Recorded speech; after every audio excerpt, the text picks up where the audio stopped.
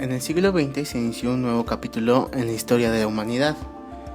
Si bien es cierto, es a partir de este siglo que diversos factores hacen avanzar a la sociedad a una nueva era.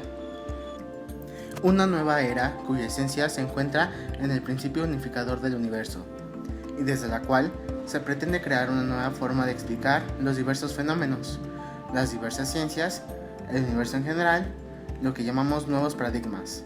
Uno de ellos es el paradigma holográfico. El paradigma holográfico es una tendencia que cada vez toma más fuerza en el ámbito científico, y es que puede tomarse como una explicación lógica y renovada de muchos fenómenos.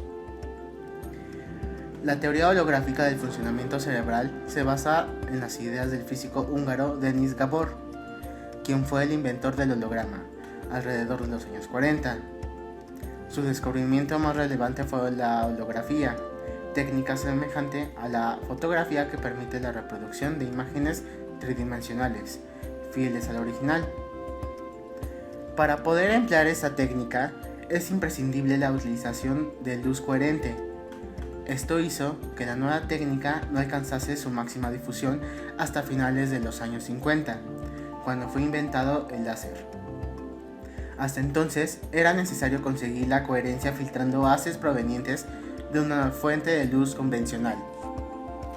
En la holografía se registran las ondas de luz reflejadas por dicho objeto, de manera que es posible su reconstrucción con el mismo comportamiento físico.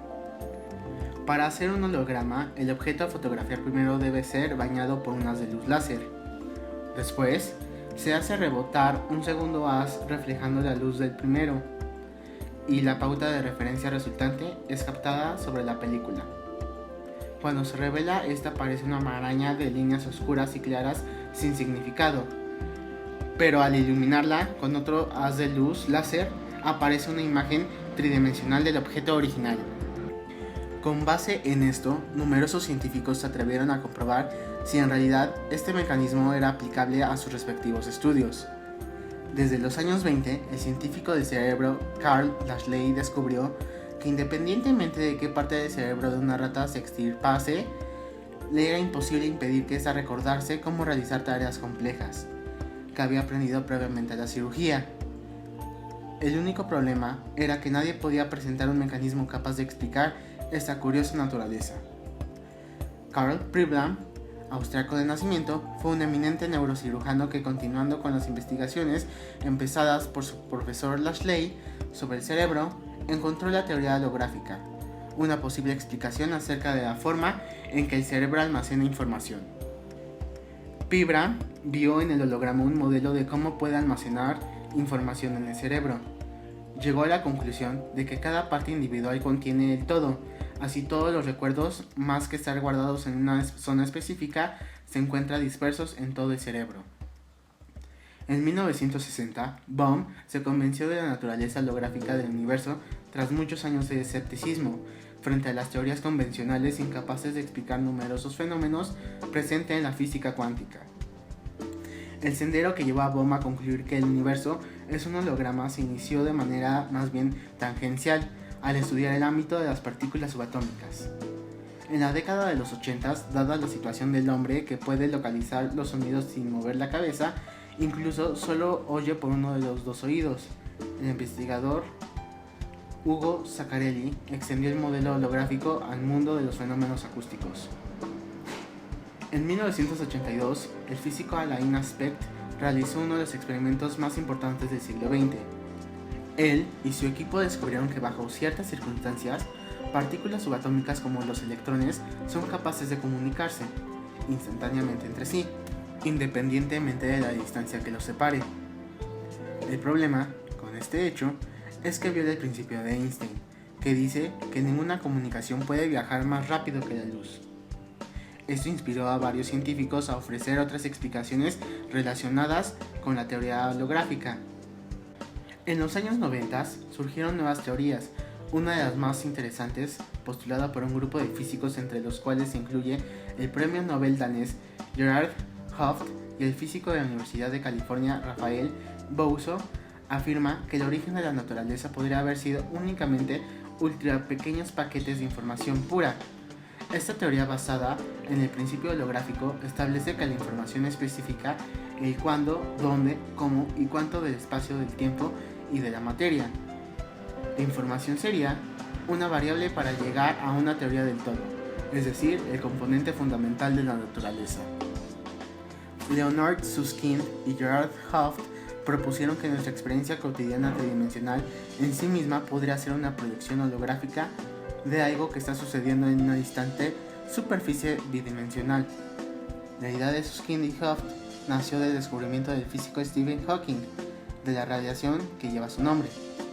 Hawking mostró que los agujeros negros emiten una radiación lenta que eventualmente hace que desaparezcan, es decir, emiten información, y sin embargo la información del universo no debería de destruirse. Por otra parte, el físico Jacob Bekenstein descubrió que la entropía de un agujero negro es proporcional al área de la superficie de su horizonte de sucesos. Demostró que ondas cuánticas en la superficie del horizonte de sucesos de un agujero negro, que sería como la superficie de un holograma, pueden codificar la información adentro del agujero negro, así que la información no desaparece cuando éste desaparece.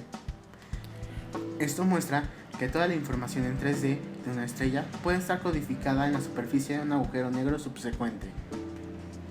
Aún más significativo podría ser lo propuesto por el físico Craig Hogan.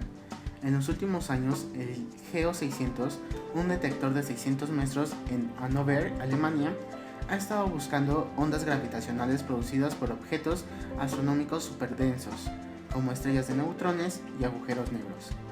El GEO 600 no ha logrado descubrir estas ondas gravitacionales, pero inadvertidamente podría haber hecho uno de los más importantes descubrimientos científicos de nuestra época.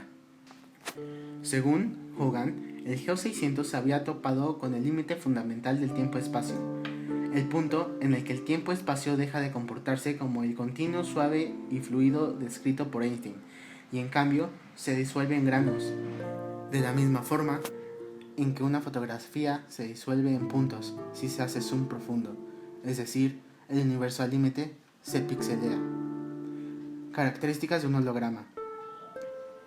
Los hologramas están expresados en el principio de que el todo está contenido o incluido en sus partes. Un holograma no tiene límites, y cualquier trozo de este reconstruiría toda la imagen. Teoría holográfica. Al igual que Bohm, Pribram y Stanford, creían que el propio universo bien pudiera no ser otra cosa que un gigantesco holograma, una especie de imagen o estructura creada, al menos en parte, por la mente humana.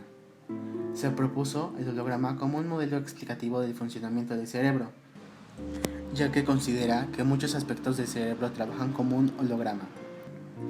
Para el cerebro, opera mediante un complicado análisis matemático de las frecuencias espaciales y temporales, a partir de nuestros sentidos sensoriales.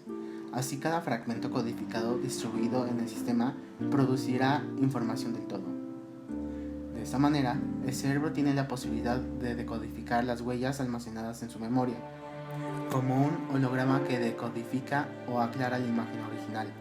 Así, el cerebro puede almacenar millones de unidades de información en un mínimo espacio. ¿Por qué un holograma? Y si la realidad funcionara como un holograma, nuestro cerebro construye una realidad al interpretar frecuencias procedentes de una dimensión que trasciende el tiempo y el espacio. Esto quiere decir que prácticamente todo lo que vemos en el mundo exterior son simplemente partículas de luz, sonido, etc. Es por esto que se dice que el cerebro interpreta un universo holográfico, pues va a recibir partículas de luz y los va transformando en impulsos eléctricos para crear una imagen que solo va a existir adentro de nuestra cabeza, una copia de lo que percibimos. De ahí la importancia de los sentidos para poder dar una interpretación a la realidad. Un ejemplo práctico es cuando vemos un pájaro. Lo que captamos en realidad no se encuentra en el mundo exterior, se encuentra en nuestro cerebro. Las partículas de luz que refleja el ave son captadas por nuestros ojos para ser convertidas en señales eléctricas y ser transmitidas al centro de la visión. En realidad, lo que vemos, que es un ave, son señales eléctricas que captamos. Cuando desconectamos los nervios que llevan esos estímulos del ave, la imagen del ave desaparecería, al igual que si lo hacemos con la vía de sonido. no habría una representación tanto visual ni auditiva en el cerebro, por lo que el ave no existiría.